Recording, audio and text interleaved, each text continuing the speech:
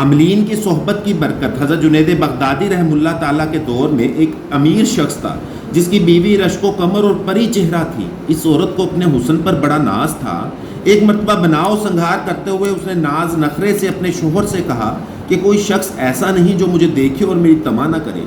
خامند نے کہا مجھے امید ہے کہ جنید بغدادی کو تیری پرواہ بھی نہیں ہوگی۔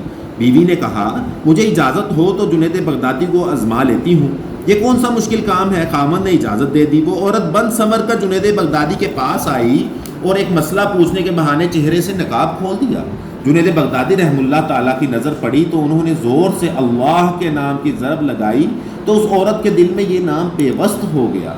اس کے دل کی حالت بدل گئی۔ وہ اپنے گھر واپس آئی اور سب ناز نخرے چھوڑ دیے۔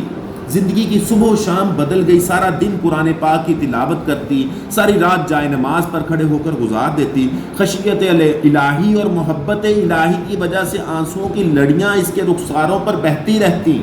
اس عورت کا خامد کہا کرتا تھا کہ میں نے جنید بغدادی رحمۃ اللہ کا کیا بگاڑا تھا کہ اس نے میری بیوی کو میرے کام کا نہ چھوڑا۔ یعنی اللہ والوں کی نظر اور اللہ والوں کی ایک اللہ کی ضرب سے دل کی کیفیت ہی بدل گئی ماشاءاللہ۔ ایسے واقعات سننے کے لیے ہمارے چینل کو لائک کریں، سبسکرائب کریں اور بیل آئیکن لازمی پریس کریں۔